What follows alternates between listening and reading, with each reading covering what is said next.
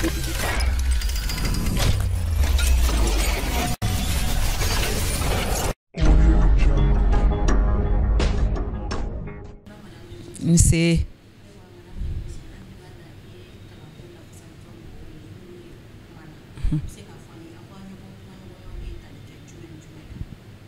depuis Jumadon an y'a daminɛ an b'a fɔ minnu ma ko les acteurs de l'école i n'a fɔ mɔgɔ o mɔgɔ a kɛra écoleden somɔgɔ ye o a kɛra écoledenw ye o a kɛra société civile ye o a kɛra partenaire ye o hakɛ ja école karamɔgɔ parce que kalan tɛ se ka kɛ école karamɔgɔ kɔ donc bi sɔgɔmada in na an ni école maître école karamɔgɔ minnu bɛ secteur public la an n'olu ye ɲɔgɔn kuma ɲɔgɔnya wulada in na minnu bɛ secteur privé la i n'a fɔ kɛnyɛrɛyew ka école an n'olu fana sigira an filɛ ka tila o lajɛliw ni ɲɔgɔn kumayaw pour que an ka se ka ɲɔgɔn faamuya an filɛ ka tilo de la sisan donc o kun tɛ dɔwɛrɛ ye examen minnu kɛra an k'a lajɛ mun de ma ɲɛ mun de ɲɛna pour que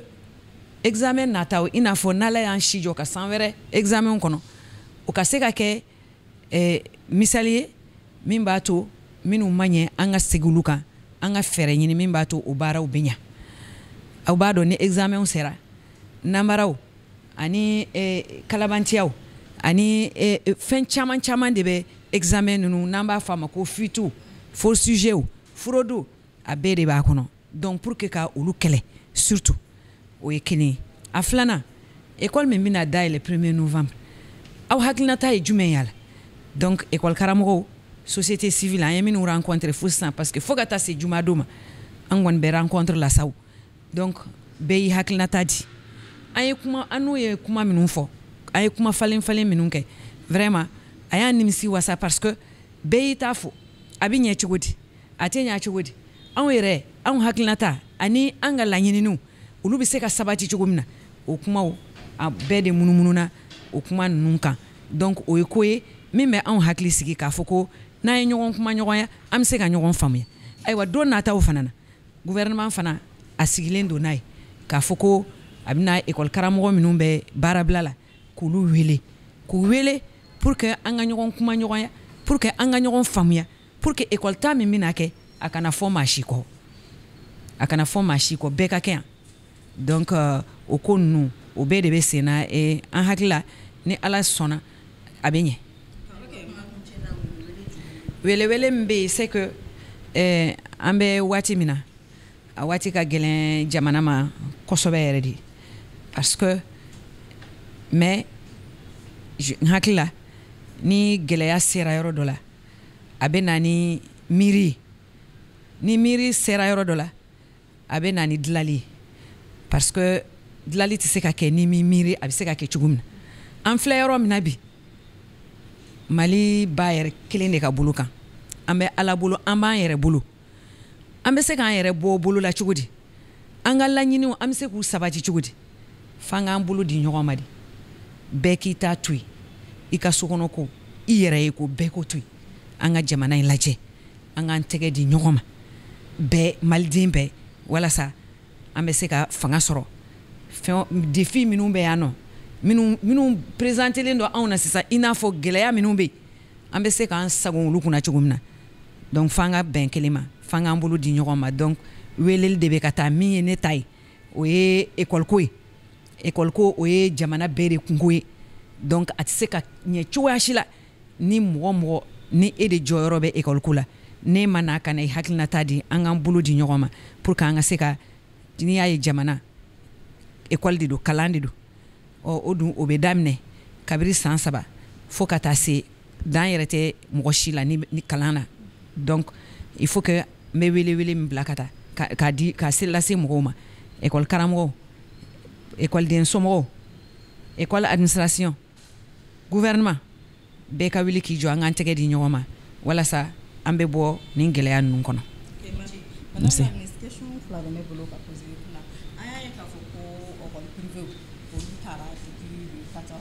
a fɛn o fɛn taara an y'a bɛɛ datugu parce que jamana kelen de don sariya fila tɛ yen a fɔra ko école bɛ taa le 18 de yani le octobre yano ka se chronogramme yelemana wa bɛɛ de fana ladɔnniya la k'a fɔ ko chronogramme a yɛlɛmana k'a bila 1er novembre la donc mɔgɔ si se k'a fɔ n bɛ école dayɛlɛ le 4 n bɛ école dayɛlɛ le 5 a tɛ bɛn réglementation sariya de don wa ni gouvernement yɛrɛ ye hakilinata min sɔrɔ ka taa n'a ye public fan fɛ privé w fana kan k'o labato. Madame la ministre, an ɲɛ b'a la k'a fɔ ko privé ni public ka baara tɛ kelen. Madame la ministre ye baara jumɛn de kɛ walasa privé ni public bɛɛ bɛ se ka baara kelen? Bon, peut-être que n bɛ se ka min f'i ye normalement danfara foyi tɛ public ni privé ka baara cɛ. Enseignement min bɛ kɛ public kɔnɔ o kelen de bɛ kɛ privé fɛnɛ kɔnɔ parce que a programme privé t'a ka programme établi i n'a fɔ k'a fɔ nin de kan ka kɛ nin kalan de kan ka kɛ denmisɛnninw kunna public fana t'a kɛ état de b'a fila bɛɛ kɛ parce que il y a la loi d'orientation sur l'éducation qui détermine les programmes o loi in de b'a kɛ kalan min kan ka kɛ bɛɛ fɛ a kɛra privé i kɛra public o de kan ka kɛ mais k'a fɔ ko dɔ ka dɔ kɛ dɔ kana kɛ jamana kelen kɔnɔ ayiwa ni a minnu bɛ yen nɔ an n'a ɲini k'a ɲɛ dɔn pour que ka o fana k'o dansira la parce que a tɛ se ka bɛn. D'accord, madame kɛlen don ka mesure jumɛnw de ta privé ka création parce que an ɲɛ b'a la privé bɛ ka créer n'importe comment bɛɛ bɛ wuli ka école créer a ka d'u ye cogoya min na madame kɛlen don ka mesure jumɛn ta. N'aw ko ko privé bɛ créer n'importe comment o yɔrɔ ne ma sɔn a ma règlement de bɛ yen loi bɛ yen min bɛ mɔgɔw autoriser u ka privé créer maintenant privé bɛ créer condition minnu na o condition ninnu o de bɛ se ka kɛ minnu bilalen don a baara la k'a lajɛ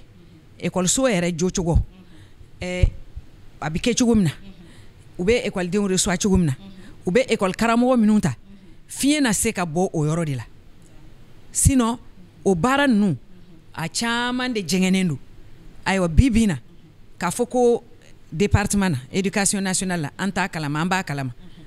an bɛ se ka caman ye komi n'a y'a sɔrɔ caman bɛ se ka dogo an na mais an kɔni cɛsirilen don wa a b'an kun na k'a fɔ ko bi n'a an kɔni y'a jɛngɛnen ye yɔrɔ yɔrɔ an b'a ɲini k'a tilen kumaɲɔgɔnya kɔnɔ hakili di ɲɔgɔn ma kɔnɔ ani sariya batuli kɔnɔ. Ok, madame la ministre kuma laban na i ko article 39 kun tɛ bɛɛ bila sariya kelen minɛ kɔnɔ jala i bɛ se k'o walawala walasa mɔgɔw bɛ se ka faamuyali ko la n'o fɔ yɔrɔ min na grille min nana unifier sisan a yɔrɔ dɔ bɛ yen a avantage ka bon catégorie dɔ ma n'u olu tun bɛ article 39 hukumu kɔnɔna na grille unifier bɛ min d'u ma article 39 yɛrɛ m'o d'u ma o ye kelen ye filanan ye min grille unifier ne ko ne yɛrɛ ye syndicat ɲɛmɔgɔ ye ne ka revendication k'a ye min bila dira gouvernement ma point 44 de b'a kɔnɔ a point fɔlɔ o de ye grille nin ye salarial a ka réviser Mali dɔrɔn de tun bɛ ko sous région in bɛɛ kɔnɔ an de tun bɛ UEMOA jamana fɛn o fɛn b'a kɔnɔ an de tun b'o bɛɛ kɔfɛ an ka valeur tun ye 400 francs de 80 tɔw bɛ fo 200 ani 40 200 ni 20 bon pour que ka a fɛn t'a dɔn ni a bamanankan tilennen don le Mali est à 400 les autres il y a des pays qui sont jusqu'à 1200 donc an y'a ɲini k'a fɔ grille nin ka réviser grille nin nana réviser k'a unifier alhamdulillah o ye école karamɔgɔw ka kunnawolo de ye parce que olu ka grille a tɔw yɛlɛna ka na kun olu de la a ma bɔ sanfɛ ka bin donc déjà o lutte o nafa bɛɛ y'o ye wa bɛɛ fana kan k'a dɔn ka école karamɔgɔw ye k'a fɔ min kɛra nin ye a kɛra olu de ka laɲinini o hukumu kɔnɔna na parce que n'i y'a ye mɔgɔ wɛrɛ bɛ yɛlɛn ka kun i la e bɛ yɔrɔ dɔ de la o sɔrɔla cogo min na dun ala de b'a dɔn donc barikada bɛ ka taa transition mɔgɔw fana ye parce que transition de kɔnɔ article 39 appliquera o appliquera tuma min na o incidence financière o taara fo miliyɔn 50 ni miliyari 50 ni miliyari 7 ɲɔgɔn na.